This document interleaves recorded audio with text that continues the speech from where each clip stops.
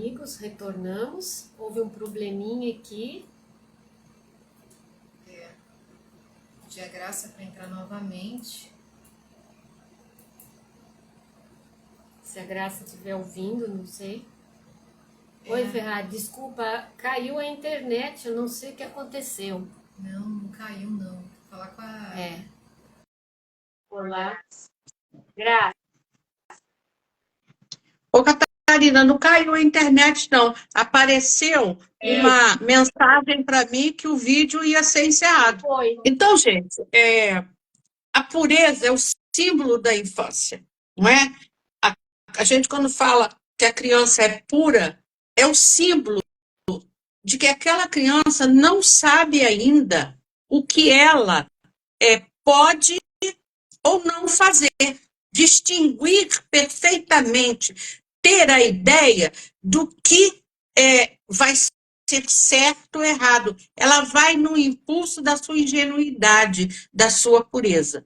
Por isso, Jesus diz que nós deveríamos ser tão infantis, tão humildes, tão puros de coração como a criança. Porque só a pureza do coração poderá nos levar a entender as leis de Deus, a sermos mais humildes e aí, então, perseverarmos no caminho que Jesus nos ensinou, né? Então, a criança pode ser um espírito antigo? Pode. Normalmente é um espírito encarnado na Terra, mas com outras vivências atrás, com algumas tendências trazidas de vidas pregressas. Mas nessa fase infantil, ele ainda apresenta a imagem da inocência, da pureza, não é? Por isso a gente tem tanta condescendência quando a criança faz alguma coisa errada, não é?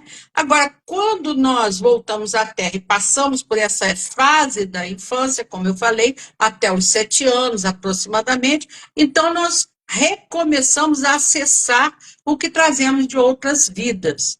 Aí é que a gente realmente se comporta com menos pureza de coração. A gente vai apresentando realmente a personalidade, a individualidade que ainda precisa ser trabalhada, né? Esse trabalho dos pais é muito importante nesse estágio infantil, porque é onde, ainda como falávamos antes, a criança está prestes a ser moldada como um barro, né? Que a gente molda e faz lindas peças com barro simples, puro, com uma matéria ainda bem assim, sem nenhum conteúdo a mais, a não ser aquele barro e a água. Então, gente, é muito importante isso, que a gente, né, o Miyuki, que a gente possa entender isso aí, que nós precisamos, mais do que nunca, chamar para a gente essa questão de que a criança é-nos entregue muito ainda pura, muito ainda simples, assemelhando-se realmente, né, assemelhando-se a crianças a espíritos que podem e devem ser trabalhados para que ele se constitua num adulto mais tranquilo, equilibrado, mais dentro daquilo que Jesus vem nos ensinando. Então, a importância de se levar para a evangelização. Oi. E aí, se a gente, assim, perceber, notar, né, algumas tendências da criança desde pequenininho, é muito mais fácil a gente ir moldando e modificando essas tendências. Mentir, né? Sim. Alguma coisa que... O egoísmo. O egoísmo. Ensinar. O orgulho. Ô, Catarina, quando, lá há 15 anos atrás, quando eu nasci, a gente, os pais diziam assim, olha, se você emprestar essa borracha ou esse lápis, para que você chegar em casa, você estiver sem, você vai ficar de castigo. Então, você não emprestava. Hoje, a gente estimula a criança a fazer o empréstimo das suas coisas, embora a gente veja algumas famílias reclamarem disso. Não, porque meu filho trouxe isso, trouxe... O fulano está tirando a merenda do ciclano. A gente aí se estampa com isso, não é?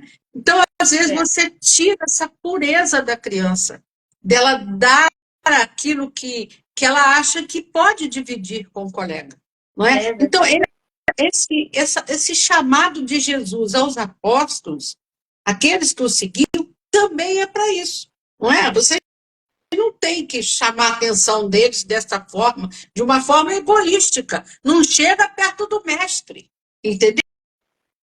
Quer dizer, é uma lição para eles também entenderem, olha só, vocês não podem fazer isso com as crianças, você tem que educar, até formar fila. Vamos formar uma fila para abraçar Jesus. Mas não cortar da maneira rude como eles fizeram. Então, nós também podemos cortar muitas tendências dos nossos filhos, não é, Lucas, que está aí nos assistindo? Muitas tendências negativas dos nossos filhos, nós podemos cortar, sim, e devemos, porque nós estamos preparando aquela criança para ser homens e mulheres que educarão outros espíritos. E aí, se a gente puder ir cortando aquelas más tendências, né? A Denise Rocha, uma vez, estava conversando conosco, ela disse que ela tinha que tomar muito cuidado com os 2 filhos dela, no sentido de que um era extremamente mão dura, e o outro muita mão aberta demais. Então, ela disse que quando chegava final de semana, que ela dava um dinheirinho para um dinheirinho para outro, o menor corria e botava dentro do cofre. E ela começou a observar que ele ia, quando ele queria alguma coisa, ele pediu o irmão, e o irmão mão aberta. Então, ela falou que era uma coisa assim, que ela tinha que ficar de olho, porque ela percebeu a tendência do mais novo de ser mão fechada, de ser de explorar o outro irmão que era maior, mas era aquele que não ligava. Ele ficava sem dinheiro porque o outro irmão guardava o dele e explorava o que ele tinha ganho. Olha só, né, Sandrinha? Olha só, que bom que essa mãe percebeu. 2 filhos completamente diferentes um do outro. Um é ambicioso, egoísta. Ela falou comigo, meu é ambicioso e egoísta, o menor. Ele, se pegar um dinheirinho, ele guarda, ele não divide com o irmão, entendeu? O irmão, se tiver passando, pedir um dinheiro, ele fala que não tem, mas ele explora do mais velho. Não é interessante isso? Né? Olha só, gente, o menorzinho vivo, né? Muito vivo, para tirar o dinheiro do outro. Isso aí a gente vê na vida da gente, pessoas aí que morrem, deixam às vezes uma casa ou 2, os irmãos quase matarem o outro por causa daquilo, não é? Eu tenho um amigo que me contou que o irmão dele, quando foram dividir as poucas coisas que restaram do pai, tinha uma garrucha velha. O irmão dele quase matou ele por causa de uma garrucha velha. Então, a gente vê cada coisa. Eu assisti uma peça uma vez, que eu acho que... Eu não me lembro o nome direito, mas ele contava a história... Era até uma peça do Miguel Falabella. Contava a história exatamente do velório da mãe. Entendeu? Que uma morava em Nova York, eu acho que não sei se era a herança, um negócio assim, que elas começam ali, no velório da mãe, já pensar como é que ia dividir as coisas da mãe, que só tinha um apartamento e o que tinha dentro. E o que restou no final, que elas foram vendendo os quadros, foram vendendo tudo, elas ficaram com os brinquedos que elas tinham ganho da mãe em pequenininha, que era um jogo de xícaras, que elas brincavam de tomar café, de tomar... Olha só! E ela ia elas aí perceberam que o mais importante que a mãe tinha deixado era a amizade delas enquanto criança. Porque quando adulto, um foi para Nova York, o outro foi morar não sei aonde, elas se encontraram com uma irmã que ficou tomando conta da mãe, se encontraram onde? No velório da mãe. E ali elas começaram a disputar uma herança que, na realidade, não valia mais de nada. O que importa é aquilo que a mãe deixou para elas, da convivência delas, do amor entre elas. Né? O que restou para elas de saudade foi exatamente aquilo que elas vivenciaram entre si, que era o mais importante, era o convívio entre elas. Então, é muito importante a gente observar isso. A criança tem que ser observada, porque ela pode trazer essa tendência, mas ainda é moldável. Ainda é o momento que você, nesse estágio infantil, pode fazer esse trabalho. Os pais são muito importantes nessa época, não é? De dizer não. Foi muito interessante no dia do Carnaval das Crianças, na sexta-feira, lá no lar, que eu olhei, tinha assim, 6 crianças vestidas de Homem-Aranha, sentadinha no banco. Aí eu olhei assim e falei, por que está esse grupo de Homem-Aranha sentado? Não, tia, eles estão pensando. Eu falei, pensando em quê? Eles estão pensando, né, Ascânio? Estão pensando porque eles estavam querendo subir nas grades, todos eles, os maiorzinhos ensinando os menorzinhos, porque tinha uma tchutchuca pequenininha lá. Então, nós botamos eles para pensar que eles estão vestidos de Homem-Aranha, mas eles não têm os poderes do Homem-Aranha. Então, eles não podem ainda subir nas grades do lar. Aí eu falei, meu Deus do céu, como é que... Aí eu falei, meu Deus, mas tem que soltar os Homem-Aranha, porque calma, tia, eles vão ser soltos, mas eles estão pensando que eles não adquiriram ainda o poder do Homem-Aranha, entendeu? Então eles têm que aguardar, brincar ainda na horizontal, para depois, então, quando eles adquirirem mais velhos, nós falamos com ele, o Homem-Aranha era já crescido, aí que vem os superpoderes. Então, quando eles forem grandes, tiverem os superpoderes, vão poder subir nas grades do lar, mas agora não pode. Então, eu olhei, ficaram os 3 minutos sentados, mas era uma gangue de Homem-Aranha, tudo fantasia de Homem-Aranha. Estava o Batman brincando, tive que amarrar o sapato, o tênis do Batman. Eu falei, sua bota, Batman, está saindo. E olha, as princesas todas brincando, foi ótimo, foi maravilhoso. Mas precisou o quê? Elas tomarem uma providência para eles não se machucarem. Olha a ingenuidade e a pureza deles. Se eu estou vestido de Homem-Aranha, eu tenho que subir. O Macimar falou, eles ficaram perdidos no espaço. Ficaram, Macimar. Mas olha, foi muito engraçado, porque eu olhei assim, os bancos do lar são largos, né? Tudo sentadinho. Eu falei, o que estão fazendo todos sentados, né, Joana? Todos sentadinhos assim, sabe, olhando para o tempo. Tia, eles estão pensando, porque eu já estava ousada em tirar os Homem-Aranha dali. Eles estão pensando, porque eles, quando crescerem, eles vão ter os superpoderes. Mas na idade deles, os superpoderes ainda não chegou. Eles estavam subindo nas grades. Então, um Homem-Aranha desse cai, dá problema para a gente. Então, é muito importante, gente, observar isso. Olha que inocência. Eles estavam achando que eles podiam subir como o Homem-Aranha, não é? Para poder fazer, né, Cláudia? Né, Fernanda? Tem que tomar muito cuidado, né, Graça? Porque tem criança, tipo, em casa com apartamento, que eles pensam que são Batman e podem voar. Acho que teve até uma criança que queria. Superman, não, Batman não, Batman. O Superman.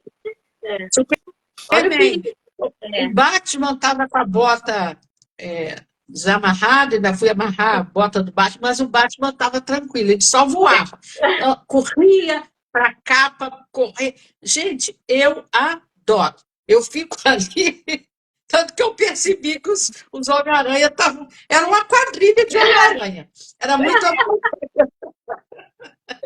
Então é isso aí, gente. É a gente se aproximar, educar, né? Recomeçar a acessar essas coisas que nós trazemos, essas lembranças que nós trazemos de experiências reencarnatórias, mas fazendo com que nós possamos, nesse estágio infantil, remodelar, recuperar o que é bom e afastar aquilo que não é admissível, continuar com aquele espírito naquele novo corpo. Então, eu acho que Jesus deu um bom recado para os seus discípulos e nos trouxe também a figura da criança como se assemelhando, né, a doçura, assemelhando-se àqueles que realmente são mais ingênuos, humildes, menos egoístas, mais cristãos. É isso aí, eu desejo a todos um carnaval muito bom, né? Que todos possam ter muita paz. Esse horário, a gente sabe que nossos lares estão sendo visitados pelos servos de Maria, que Maria Santíssima possa acalentar o coração de todos aqueles que estão aflitos, tantas pessoas que pedem prece e rogam para que nós possamos ajudá-los com boas vibrações, os nossos lares possam se encher do archote de luz que possa retirar aqueles miasmas negativos, as sombras que possam estar junto a nós, que Maria Santíssima nos encha de luz no coração, nas mentes, em nossos lares, possa haver realmente aquela limpeza espiritual que todos nós necessitamos, nos nossos lares, nos lares dos nossos irmãos que estão aí nos assistindo, que estão conosco, e também aqueles que estejam nas nossas mentes, nos nossos corações, nesse momento. Então, Catarina, vamos fazer a nossa prece de gratidão a Deus. Então, vamos fechar os nossos olhos e gratos a Deus pela vida, pela oportunidade de aqui estarmos, todos juntos, reunidos, com Jesus em nosso coração e em nosso lar, aonde a espiritualidade está nesse momento purificando, magnetizando as nossas águas, colocando nelas os remédios, as vitaminas, tudo que é de melhor da espiritualidade, para que quando dela tomarmos, nos sintamos melhores, abençoados, energizados para a vida. Também esse passe restaurador, esse passe fraterno, que seja aplicado em nós, que seja aplicado a todos aqueles que estão nos cômodos ao lado, que seja aplicado a todos aqueles, Senhor, que estão necessitando do equilíbrio das células, da regeneração, para que haja a cura, se assim for do nosso merecimento e da nossa necessidade. Mas o mais importante é a cura da alma, o entendimento do Evangelho do Cristo em nossa vida, porque somente modificando o nosso interior é que vamos ter realmente a cura. Também pedimos, Senhor, para todos os nossos lares, nos cantinhos dos nossos lares, retirando todo e qualquer pensamento negativo e possíveis irmãos que ali estão, para que sejam conduzidos a locais onde serão esclarecidos, por muitas vezes nos perturbarem e a eles também. Assim, Senhor, pedimos as bênçãos a todos aqueles que passam em nossa mente, familiares, amigos, necessitam de prece, que estão nos cadernos de prece, precisando da cura da alma e do corpo. Que Deus abençoe a todos nós. Abençoe a nossa humanidade. E fiquem conosco, Senhor, hoje, agora e sempre, graças a Deus. É isso aí, né? E assim, é isso aí. Um abraço para todos e até domingo que vem.